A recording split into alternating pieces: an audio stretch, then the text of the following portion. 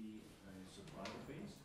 We have, by the end of the quarter, 14.9 million reported subscribers, 12.4 million active, and we have a market share of reported subscribers of 28.5%, which is half a percentage point up compared to one quarter earlier. We reported last time 14.5 million subscribers total, so a nice net increase on the subscriber base. The contract subscriber share is now 61.8%, that is up 0.1 percentage point, so basically no major change in this bit. In terms of the quality of the subscriber, which is very important, we have a stable blended output despite losing significant revenues on the roam like at home. So we have 32.3 zloty blended ARPU. We have a churn which is 0.8% of the contract subscriber base, and we added 261,000 net contract subscribers in Q3 alone. If we look at the initial financials, then the operating revenue amounted to 1.72 billion zloty, which year on year is an increase of 9.9%. Quarter on quarter, it's an increase of 5.7%. The underlying operating revenue, so the service revenue generated by our subscribers, has increased by 3.8% in the quarter, and the rest is an increase on the handset sales.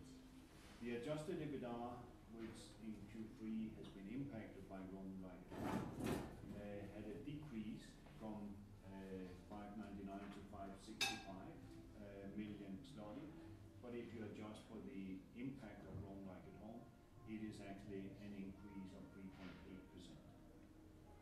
The adjusted EBITDA margin at 32.8 for the year, and I here refer to the right side of the paper, for the full year, or for the year up until now, the 9 months, it is 35.1, so a significant increase over what our operating revenue amounted to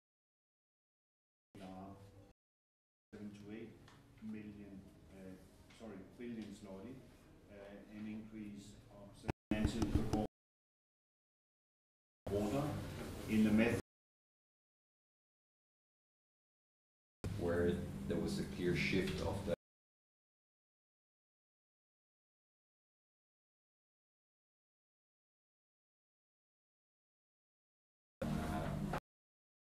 blended ARPU for Play over disclosed to 15 million customers is at 32.3 zloty. So I would characterize the performance that it's a good quarter with a stable revenues coming from the customers, and the only development that is unsettling a little bit of those trends is the roam like at home that you already mentioned. From our activities, Q3, we continued two important product lines in contracts and nadawać. As you remember, we launched it back in June, and it's our key consumer proposition. And just to remind you, we have over there a number of things that are included in the price that are coming not only from the telco space but also from the media space, and we're happy with the usage and the way the customers are reacting to this type of and on prepaid side, I think it's a unique proposition still on the Polish market, so nic nie przepada. Just to remind you, the key concept here is there is no validity of the accounts in prepaid, so all the packages, all the money that the people are loading on their prepaid accounts are do not have a validity attached. We believe it's a very good proposition for the consumers who wants to be sure that nothing is lost, like our claim says. So again, this is and then we continue with the network rollout. As you know, we have an ambition to build complete our network by end of 2020. We are on a good track. we have reported end of Q3 having 5,423 physical sites, which is the same as having erected 286 sites this year. Our coverage both on 3G, 4G and 4G LTE Ultra has increased significantly since a year ago, and we are continuing this rollout. The data usage by our users have also expanded continued expansion in Q3. However, it is worth to notice that there's a slight decrease in the acceleration or in the pace of the growth. So last quarter we said year on year an increase of 55%, and now it's 51.5%, which is in line with our expectation that as we see the movement from 3G to 4G being not completed, but the pace is lower because most people actually already have a 4G LTE handset, then the pace of growth of data consumption will also slightly tailor off. We are ready to take the traffic on our network, and we are happy to announce that roughly 80% of the population today is covered by our 4G LTE Ultra, so carrier aggregation. We have also in the third quarter acquired spectrum in the 3.7 gigahertz spectrum. We have not deployed this spectrum yet. It is standardized to be part of the 5G technology, and we can use it also for with TDD technology already in 4G LTE.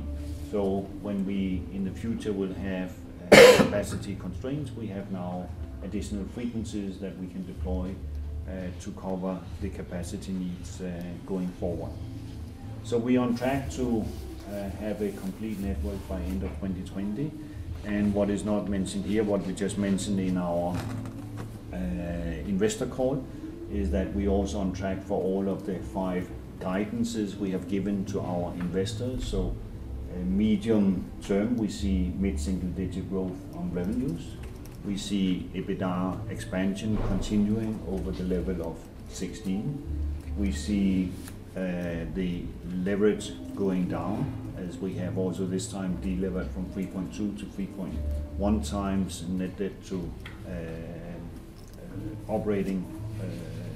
net debt to EBITDA.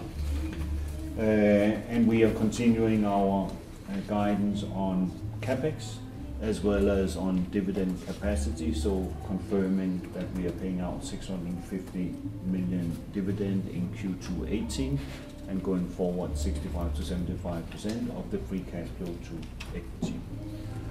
So basically a very solid performance in Q3. If we say save the impact of Roam Like at Home, it would be a very normal growth quarter for Play, normal in the sense a very good growth quarter for Play. And we have the KPIs for you at the end of the presentation. We have already been through most of them, and I think we are ready to take questions. Please. So maybe I will start. Surprise. So I would like first ask you if you have some calculation. Part of the operating reporting, we have reported all the one-offs. Play was initially introducing on the market in 2014, and secondly of the